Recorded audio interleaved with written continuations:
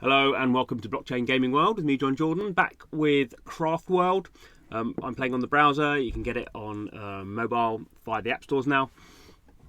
And this is a fully on-chain game. Currently only working on a test net, but cool stuff to look at the moment. So we'll just go through the main sort of part of the game.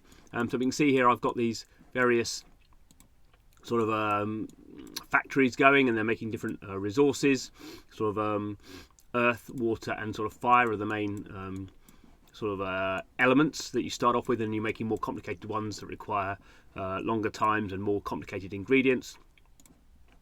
And we can just sort of an idle game, so we're just sort of clicking on these to get the resources going. So this is sort of very much the baseline.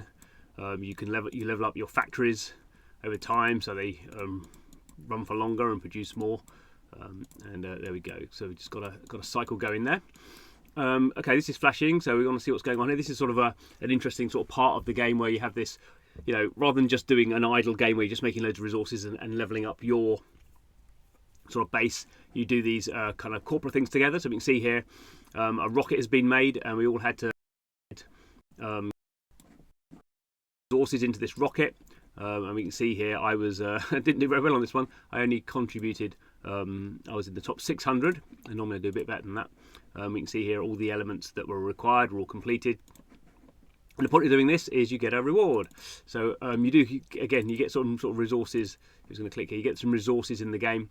Those are the starting resources that you need. And actually some of those are sort of quite hard, the fire one in particular. So there we go, I've got my resources. I only got to level 4, normally I get a bit higher than that. And so when we go in here, it's also flashing up here because I will have a trophy. So we can see here, I mean, this has been going, I've been playing this game for getting on for a year now, so all these different sort of rocket, actually some of them are the same rockets over and over again. But anyway, every time you do that, every time you contribute, you get a badge. That's just showing that I'm a good helper. So this is the sort of the basic sort of part of the game. As I say, not after you get into it, it's not so interesting, I guess. But with idle games, you always need more sort of higher level goals. So one interesting bit here that's only just sort of started out is the world map. So that's my little base, but now we can see there's my base on the world map. So I'm not quite sure. We don't know. There's no gameplay in this at the moment. So yeah, we can just move around, and there's a whole bunch of other players, and we can imagine there's different regions. You can see here, so we might be doing some stuff in our region compared to other regions. You can imagine a bit of PvP or building things within our universe. Then we can go and visit other people. Oh, there we go. I can visit his base. I can look at his trophies. It actually doesn't show you the score. So I'm 183. I've been playing quite a lot. Probably I will be higher than most people on here, I would think, but I'm sure some people will be higher than me. So there we go. So far, so good. So go back to our base, and then the point of having these things is you can do other sort of time-limited events. So we can see here there's this sort of cat one over here. So we can see here I've only just noticed this has been happening, not been paying attention. So 2 of the 3 masterpieces have already been completed. Those rockets are what we call masterpieces, and this one is obviously the same sort of idea, but totally different. The other one is sort of dinosaurs. This is cats on the Muscle Beach, or the Meow Beach, or whatever they call it. And we can see here we've got sort of worms, and we're using the bait to catch fish.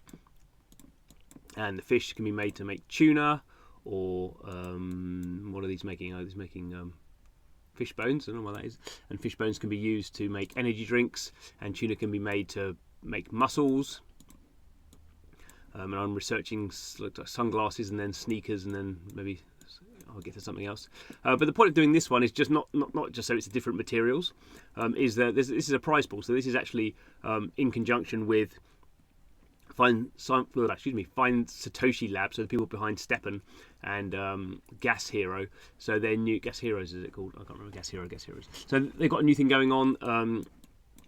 With this new NFT sort of drop they're doing, and you can get this suit token, and you can actually, I think you burn that token to get another token anyway. I'm not so bothered about that, but you can sort of see, the point of having these sort of idle mechanics is people can have these time limited events that actually, as well as sort of playing the main game, and obviously the main game will have its own token and all that sort of stuff.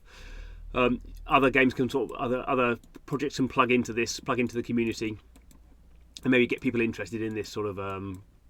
So this actually one is this NFT project from Find Social Lab is actually a cat-based NFT project, which is why this is all cat-based. So you can sort of imagine, this being sort of like it's almost like a play to airdrop campaign, but within Craft World, which is sort of one of the key sort of things they're trying to do. And the other interesting, nice thing about this, I suppose, is the integration. If I want to level up my, say, level up this cat here, I need 34 fish, but if I don't have them, I can just spend my gold. So I can just trade that straight away.